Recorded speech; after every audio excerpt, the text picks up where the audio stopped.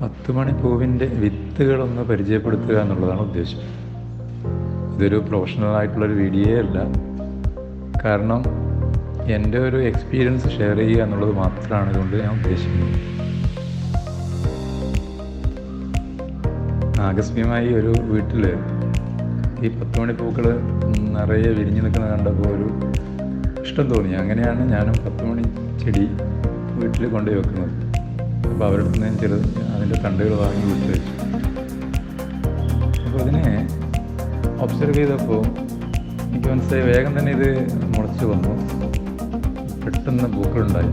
അപ്പോൾ എൻ്റെ വാട്സപ്പ് സ്റ്റാറ്റസിൽ പലപ്പോഴും ഇതിൻ്റെ പൂക്കളായിരുന്നു എൻ്റെ സ്റ്റാറ്റസ്. അപ്പോൾ അതിനോട് എനിക്ക് പ്രത്യേകിച്ചൊരു ഇഷ്ടം തോന്നി. അങ്ങനെ ഇതിനെപ്പറ്റി കൂടുതൽ അറിയാൻ വേണ്ടി ഞാൻ യൂട്യൂബിലൊക്കെ സെർച്ച് ചെയ്തു.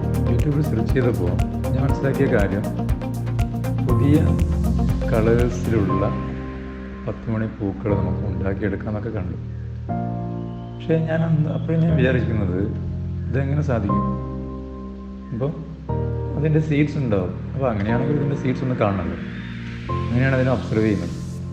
അപ്പോൾ ഈയിടെ ഞാൻ കഴിഞ്ഞ ദിവസം ഇതിനെ നോക്കിയപ്പോൾ ഇതിൻ്റെ പൂവുകൾ വാടി കൊഴിഞ്ഞു പോയതിന് ശേഷം കുറച്ച് ദിവസം കഴിഞ്ഞപ്പോൾ ഒരു കപ്പ് പോലെയുള്ളൊരു എന്താ പറയുക, ഇതിൻ്റെ വസ്തുവിനകത്ത് ഒരു കപ്പിൻ്റെ ആകൃതിയിലുള്ള ഈ പൂവിൻ്റെ അടിയിലുള്ള ഒരു വസ്തുവിൽ നിറയെ സീഡ്സുകൾ. അപ്പോഴേ ഞാൻ ഇതിൻ്റെ ആദ്യമായിട്ട് ഇത്രയും ചെറിയ മൈക്രോ സീഡ്സ് എന്നൊക്കെ ഒന്ന് പറഞ്ഞു. ഇത്രയും ചെറുതാണ്, അത് തരിമാതിരിയില്ല. അപ്പോൾ ഞാൻ അതിനെ കയ്യിലെടുത്തു. ഞാനത് എൻ്റെ വാട്സപ്പ് സ്റ്റാറ്റസാക്കി. ഞാൻ പലരോടും ചോദിച്ചു. വാട്സപ്പ് സ്റ്റാറ്റസിൽ ഞാനൊരു ചോദ്യമായിട്ട് കൊടുത്തു, ഇതെന്തിൻ്റെ വിത്താണെന്ന് ഐഡൻറ്റിഫൈ ചെയ്യാൻ വേണ്ടി പറഞ്ഞു. പലരും ചീരൻ്റെ വിത്താണെന്ന് പറഞ്ഞു. ചീരൻ്റെ വിത്തിനോട് സാദൃശ്യം ഉണ്ടെങ്കിലും അതിനേക്കാൾ എത്രയോ ചെറുതാണ്.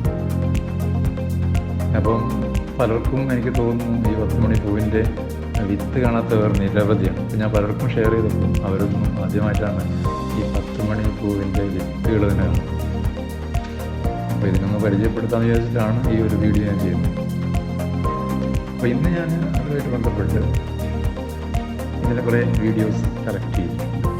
2 ദിവസമായിട്ട് ഞാൻ എൻ്റെ വീഡിയോ ഇട്ടിട്ടുണ്ട്. അപ്പോൾ ഞാൻ നിങ്ങൾക്ക് ഈ വീഡിയോയിൽ അത് കാണിച്ചു തരാം. ഓക്കെ. വേറൊരു രസകരമായ കാര്യം, ഈ ക്രോസ് പോളിനേഷൻ നടന്നു കഴിഞ്ഞാൽ, അതായത് നമുക്കറിയാം തേനീച്ചകൾ, ചെറിയ തേനീച്ചകൾ വന്നിട്ട് ഇതിൻ്റെ തേൻ കുടിക്കാൻ വേണ്ടി വരുന്നുണ്ട്. അപ്പോൾ അതിൻ്റെ പൂമ്പൊടി പറ്റിയിട്ട് പരാഗണം നടക്കും. നമ്മൾ ചെറിയ ക്ലാസ്സുകൾ പഠിച്ചിട്ടുണ്ട്. അപ്പോൾ ഈ പലതരത്തിലുള്ള കളേഴ്സുകളുള്ള ചെടിയായതുകൊണ്ട് തന്നെ ഒരു ക്രോസ് പോളിനേഷന് സാധ്യതയുണ്ട്, പരാഗണം നടക്കാൻ ചാൻസ് ഉണ്ട്. അപ്പോൾ അതിൻ്റെ ഭാഗമായിട്ടാണ് പുതിയ കളേഴ്സ് ഫോം ചെയ്യുന്നത് എന്നാണ് ഞാൻ മനസ്സിലാക്കുന്നത്. അങ്ങനെയാണെങ്കിൽ നിർബന്ധമായിട്ട് എൻ്റെ വീട്ടിലിപ്പോൾ ഞാൻ വെച്ചിരിക്കുന്നത് 3 കളർ ഐറ്റംസാണ്. 3 കളറിലുള്ള ചെടികളാണ് വീട്ടിലുള്ളത്. ഒരു മഞ്ഞയുണ്ട്, ഒരു വയലറ്റ് കളറുണ്ട്, ഒരു റോസ് കളറുണ്ട്.